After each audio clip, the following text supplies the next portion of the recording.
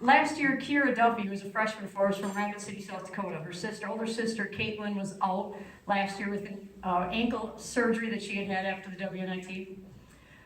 Well, Kira was playing maybe a 2-3-4 position, and then all of a sudden, when we got ready to start games and Jasmine went down, she became our starting point guard.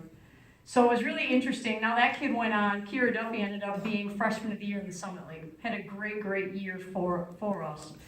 Development of our guards, though, other guards. J.C. Bradley was a sophomore last year from Norfolk, Nebraska. She was 6th on the team her freshman year. Here's a numbers thing for you, Jeremy. She was 6th on the team her freshman year and 3-pointers attempted for USD women's basketball. There were a lot of good players that were playing ahead of her. Her sophomore year, she leads us in 3-point field goal attempts and ends up 6th in the nation in 3-point field goal percentage. She shot 45.7% from the arc. But what was really neat is that then all of a sudden she learned how to post up and score and use her shot to get by people. So we think she's going to continue to progress and develop. I don't know that she can shoot better than 45.7% from the arc, but she can get more shots or different shots or come off screens. Allison Arms was a kid that developed a great deal for us from Crofton, Nebraska. She had an older sister, Bridget, on the team.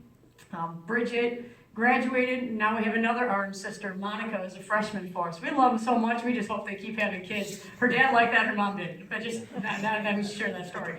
But anyway, so Allison is a kid in her freshman year who played about 10 minutes a game. Her sophomore year, played almost every minute of every game for us. As long as we could keep her on the court and out of foul trouble, she was on the court. She ended up starting every game. Her freshman year, she averaged about 1.5 points per game and probably about twice or 3 times that turnover-wise. She just didn't take care of the ball well. She was a freshman.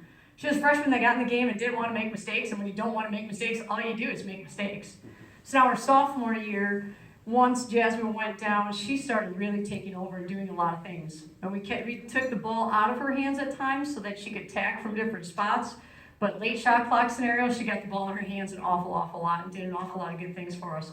She was on the first team all-conference last year. She averaged about 16 points a game. So she went from 1.5 to 16. She went from not really playing to playing every minute.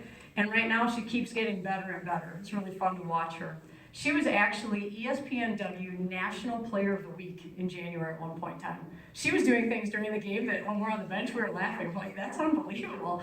Holy cow, who coaches that kid? Well, we've never taught her to do that, so it certainly isn't us. Erin Losing, maybe, from her high school coach, but that's pretty special what she was doing at that time. So our players really developed, I thought, last year, really progressed as a team. For a team that had graduated and lost 5,812 points, we finished 11th in the country last year in field goal percentage. We scored at a 46.9% clip. No team I've ever coached, been a part of as a head coach, assistant coach, played on, even watched. There were 47% clip our kids scored at last year. That was unbelievable. From the three-point arc, we finished, I think, 10th in the country in three-pointers made a game at 8.4. We finished 11th in the country at three-point field goal percentage at about 37.8, 38%. So evidently, what you spend time on, you become good at. On the flip side, our defense, we didn't spend much time on it, and we weren't very good at it. And we defend ourselves really well as coaches. Here's our excuse. You guys ready for it? We had 4 perimeter players last year. And when we extended and really tried to pressure people, which is what we needed to do, we got in foul trouble. The NCAA has all these crazy rules, you can't touch people anymore. But we weren't that quick, so we were touching people, we were holding people, we were doing all that, and we got called for fouls. And now we had kids on the bench in foul trouble. So at that point in time, we really struggled. We struggled to score and defend at that point in time. So we became a team that changed our defenses quite a bit. We went from, I don't want to switch screens, we became a we're switching every screen team. We tried a lot of different things. This year it's different.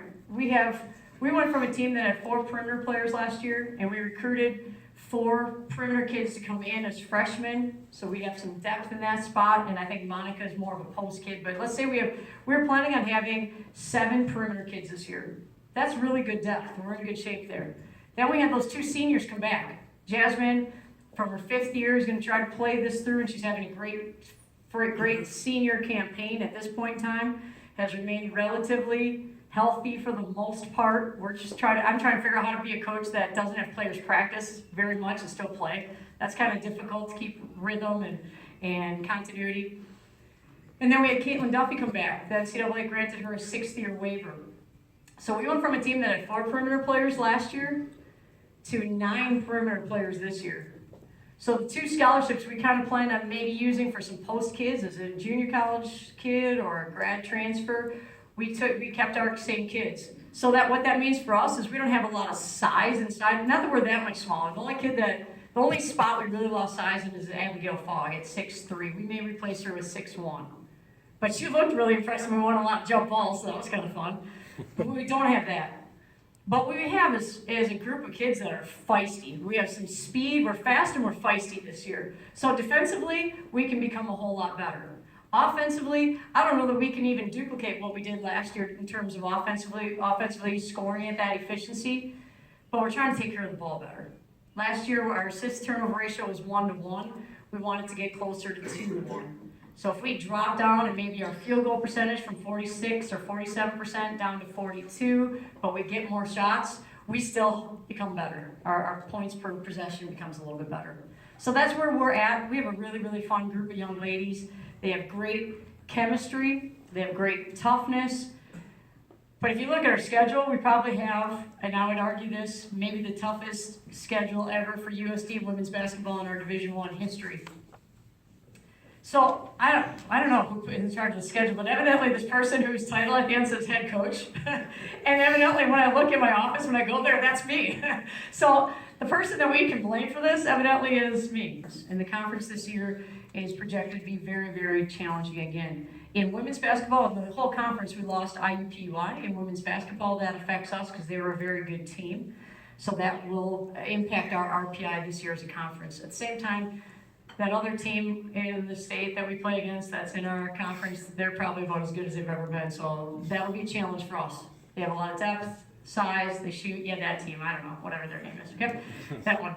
And then Western Illinois on the women's team is really, really good. Last year they won the conference. They won the conference tournament. They advanced and played in the NCAA tournament. So those 2 teams are projected to be the top 2 teams. Trying to be kind of that sleeping giant and see if we can knock those teams off. So that'd be a lot of fun. But we're really excited heading into year 2. Again, what's been really fun for us as a family here, the Plitzuweit family, what's been really fun for our coaches, what's been great for our athletes, is the support. So the fact that you're here and you haven't fallen asleep yet, which after that big lunch, I'm ready to fall asleep, I'm kind of impressed. So I really appreciate it. Thank you for the invitation, and really glad to be here, but we'd love to have you come watch us play. So it's really fun. The style of play is a fun style for our kids. It's a fun style for our fans. We play a little fast and furious. I was a point guard, in case you can't tell. I was a point guard that liked to post up, so that's the world we live in. Our point guards post up and our post kids shoot threes, and we do everything else in between. So we're getting better at a lot of that.